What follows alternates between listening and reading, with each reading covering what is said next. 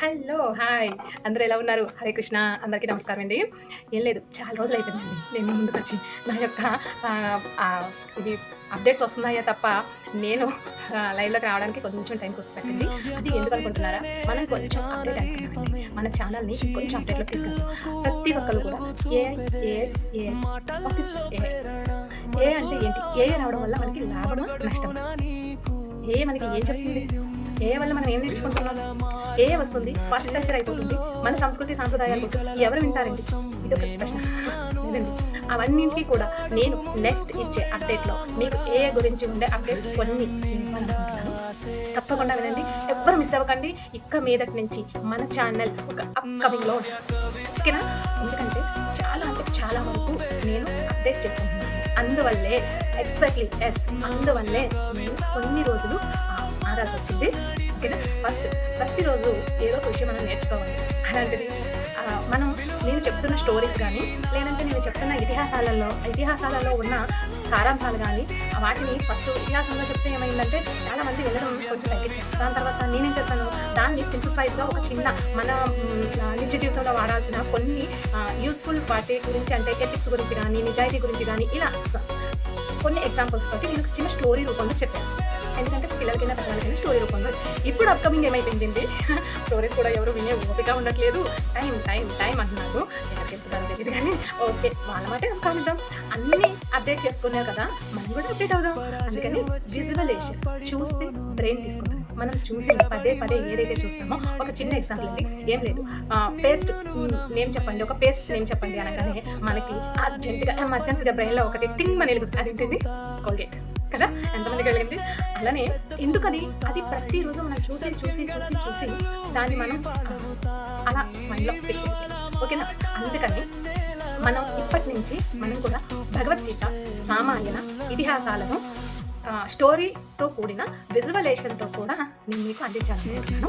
దానికి coming soon త్వరలో వస్తాయి. అలాగే కాబట్టి ప్రతి ఒక్కరు సబ్స్క్రైబ్ చేసుకోండి. తప్పకుండా నా ఛానల్‌ని ఫాలో అవ్వండి. నెక్స్ట్ ఇంకొక అప్డేట్ ఏంటంటే, మీకు ఆల్రెడీ నేను ఒక పోస్ట్ యాడ్ పెట్టాను. అదేంటంటే చాలా మందికి అర్థం కాలేదు.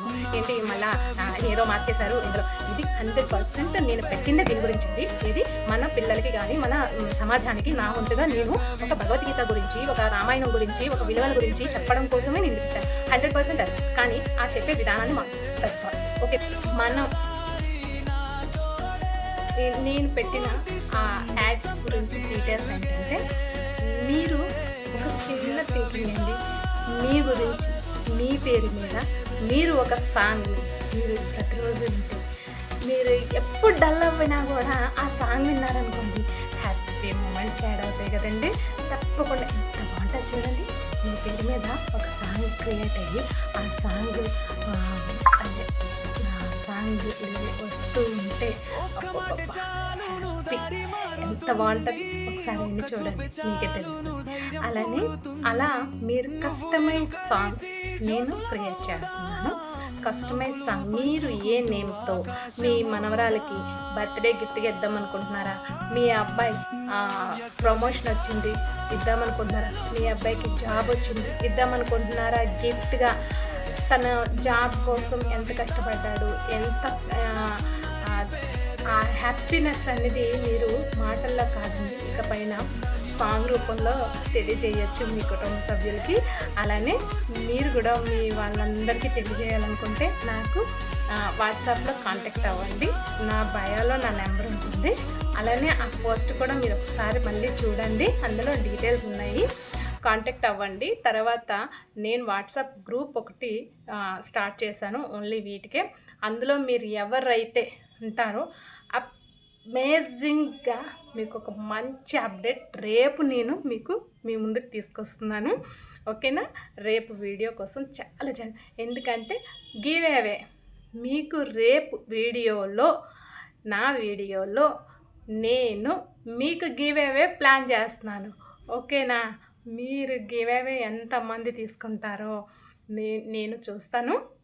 ఎంతమందికైనా ఇస్తాం. ఇది 1, 2, 3 అలా ఏం లేదండి, ఎంతమందికైనా ఇస్తాం. గివ్ అవే ఈజ్ అందరికీ నా ఛానల్ చూసి సబ్స్క్రైబ్ చేసే వాళ్ళందరికీ రేపిస్తాను. అది గివేవే ఏంటి అనేది మీకు తెలియాలి అంటే రేపు నా ఛానల్ని తప్పకుండా ఫాలో అవ్వండి.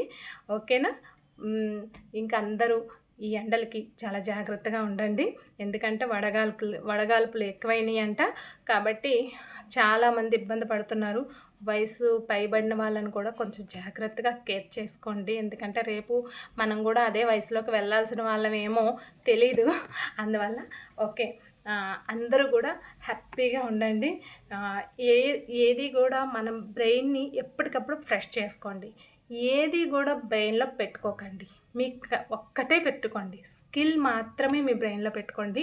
వాళ్ళన్నారు, వీళ్ళన్నారు, ఇదయ్యింది, అదయ్యింది, వాళ్ళకి అదైపోయింది, ఏమైపోద్ది, ఏది మన చేతుల్లో లేదు.